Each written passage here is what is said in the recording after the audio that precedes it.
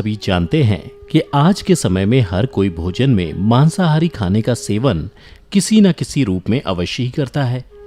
परंतु क्या आपने कभी सोचा है कि जो मनुष्य मांसाहारी भोजन करता है और फिर ईश्वर की पूजा करता है, क्या ऐसे मनुष्यों की पूजा ईश्वर स्वीकार करते हैं?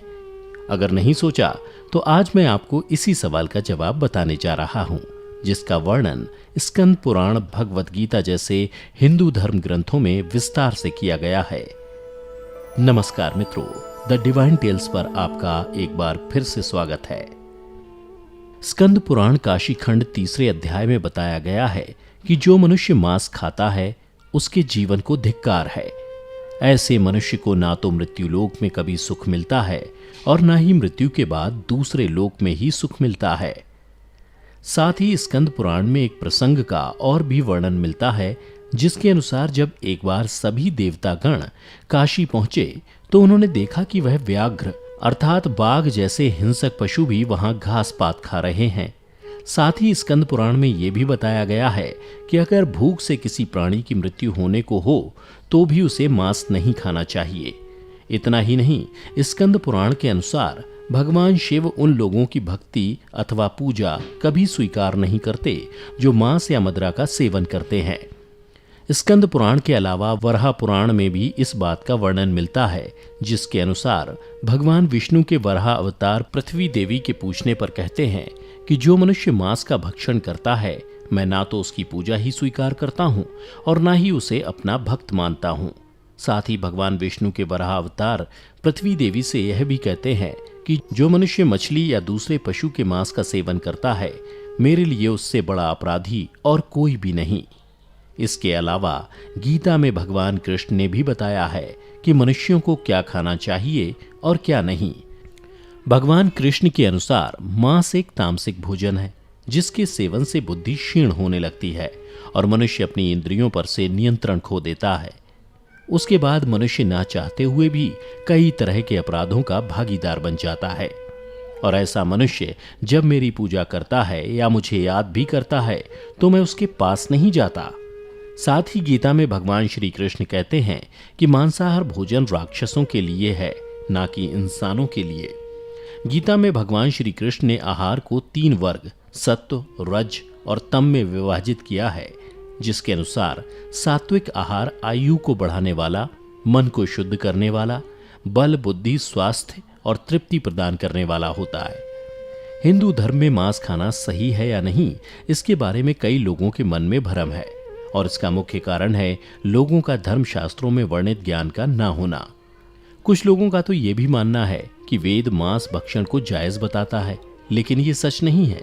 सच तो यह है कि वेदों में स्पष्ट रूप से बताया गया है कि पशु हत्या अर्थात पशु बलि पाप की श्रेणी में आता है।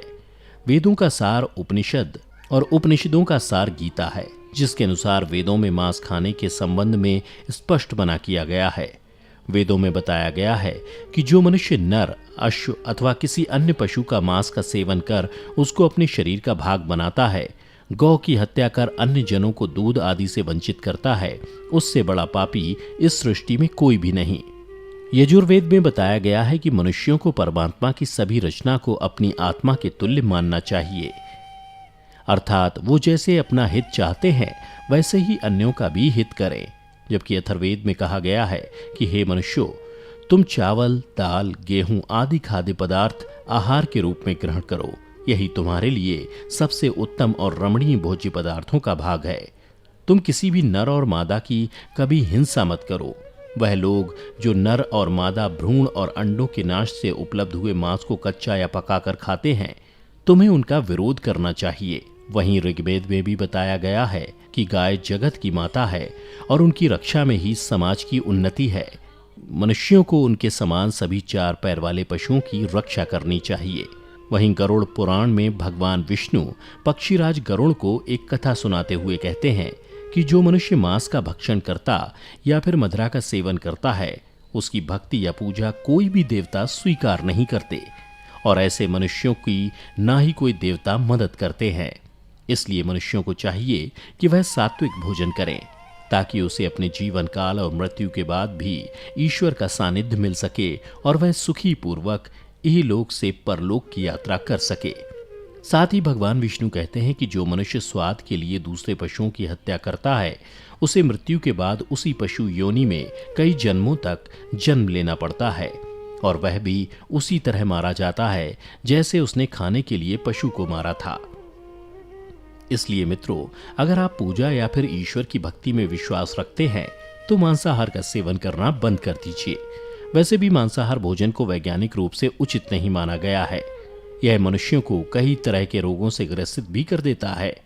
और जहां तक धार्मिक मान्यता की बात है तो उम्मीद करता हूं कि आपको वो समझ आ ही गई होगी। तो दर्शकों, आपको हमारी ये प्रस्तुति कैसी लगी नीचे कमेंट करके अवश्य बताएं। अगर पसंद आई हो तो ज़्यादा से ज़्यादा लाइक और शेयर करें। साथ ही ऐसी ही पौराणिक और आध्यात्मिक जानकारी के लिए हमारे YouTube channel the divine tales को अभी सब्सक्राइब कर लें। अब हमें इजाज़त दें। आपका बहुत बहुत शुक्रिया।